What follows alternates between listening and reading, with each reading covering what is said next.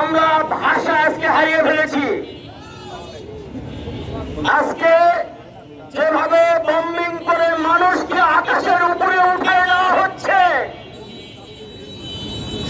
সেই দৃশ্য আমাদের অন্তরে রক্তক্ষরণ ঘটিয়েছে।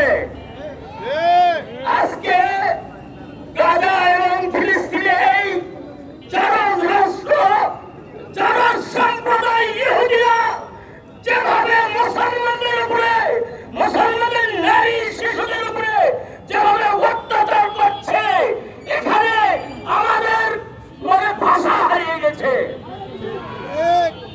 তদ্রুপ